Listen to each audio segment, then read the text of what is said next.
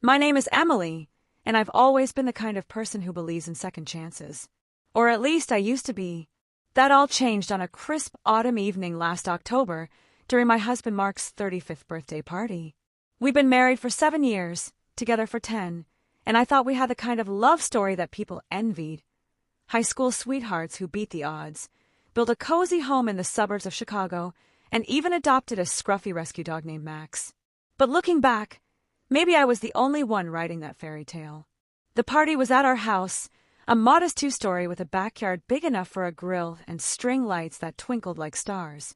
I'd spent weeks planning it, catered barbecue from Mark's favorite spot, a playlist of his old rock bands, and a custom cake shaped like his vintage guitar. Our friends and family filled the place, his buddies from work like Tom and Jake, my sister Laura, and a handful of couples we'd met through the years.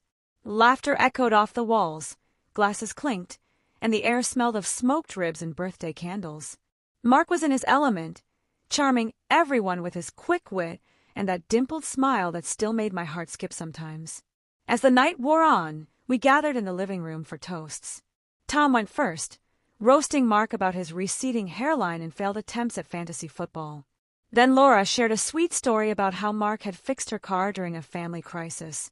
When it was Mark's turn to speak, he stood up, beer in hand, and scanned the room with that mischievous grin.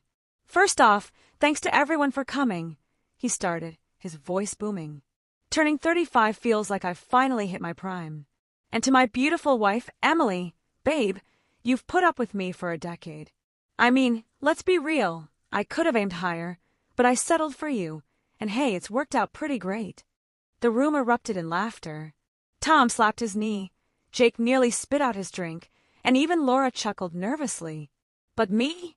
I froze, my smile plastered on like cheap makeup, but inside something cracked. Settled? The word echoed in my head like a bad echo. Was that how he really saw me? The girl from the wrong side of town, the one who worked 2 jobs through college while he coasted on scholarships? I'd always joked about being the lucky one in our relationship. He was the charismatic salesman climbing the corporate ladder, while I managed a small bookstore downtown. But hearing him say it out loud, in front of everyone, like it was just a punchline, it stung deeper than I could admit. I laughed it off that night, clinking glasses and cutting cake, but the hurt festered. Mark didn't notice. He was too busy high-fiving his friends and opening gifts. By midnight, the house was empty except for the mess of streamers and half-eaten plates. He pulled me into a hug, slurring slightly from the beers. "Best birthday ever, Em. You're the best." I nodded, forcing a smile, but as we cleaned up, I couldn't shake it. "Did you mean that?" I asked quietly, stacking plates in the sink. "Mean what?" he replied, genuinely confused. "The settling thing." He rolled his eyes. "Come on, it was a joke. Lighten up." And that was it. No apology, no reassurance. He crashed on the couch watching highlights, while I lay awake upstairs, staring at the ceiling. The next morning, Mark woke up hungover but excited. His buddies had planned a guy's day out, golfing followed by beers at the local pub. "You sure you don't mind?" he asked, kissing my forehead. I shook my head. "Go have fun." As soon as his car pulled out of the driveway, the silence hit me like a wave. Max whined at my feet, sensing something off. I sat at the kitchen table, scrolling through photos on my phone.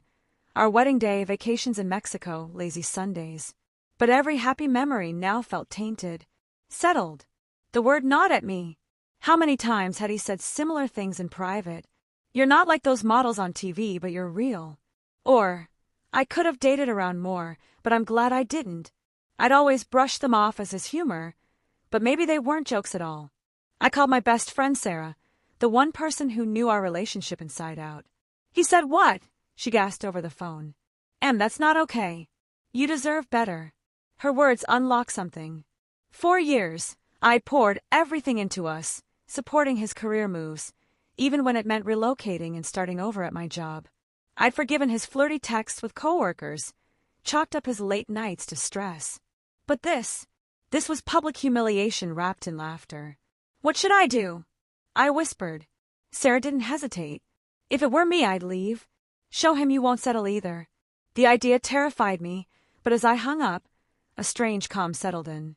I walked upstairs to our bedroom, pulled out my suitcase from under the bed, the one we used for trips, and started packing. Clothes first, the ones I loved most.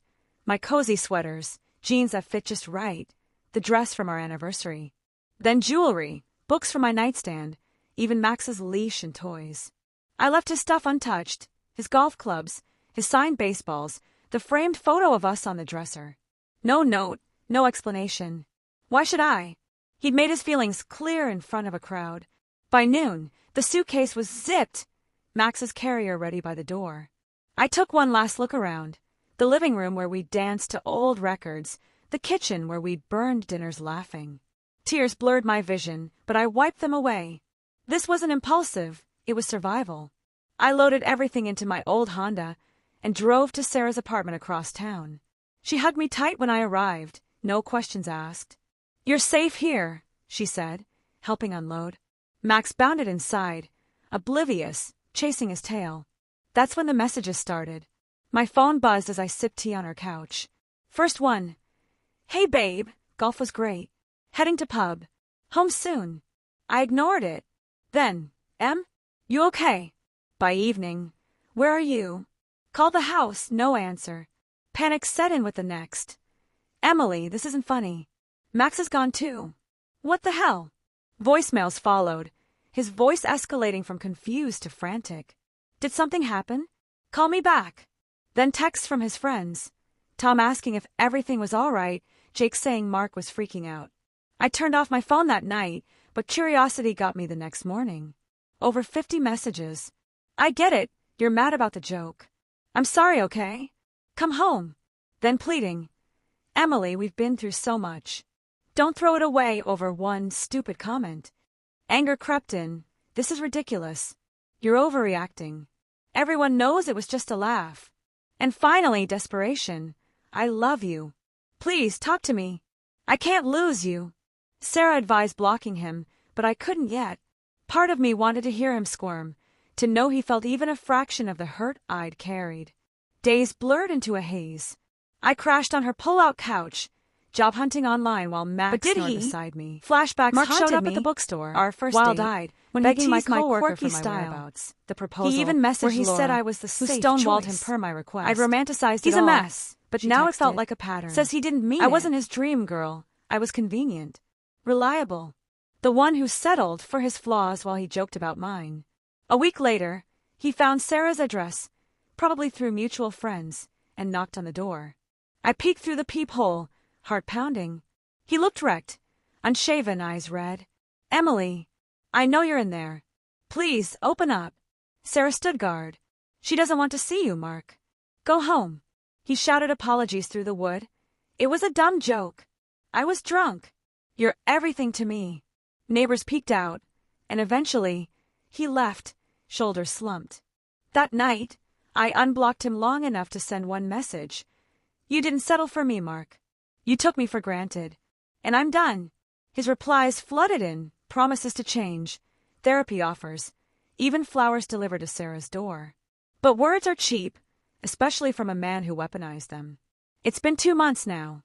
I've got a new apartment, a promotion at the bookstore, and Max is thriving with our routine walks in the park. Mark's messages have slowed, but they still come. "Miss you every day. Can we talk?" Part of me aches. The love doesn't vanish overnight. But the other part, it's free. Stronger. I didn't leave to punish him. I left to choose myself. If you're reading this, Reddit, AITA for ghosting my husband over a joke? Or did I finally wake up? Updates to come, I guess. For now, I'm breathing easier one day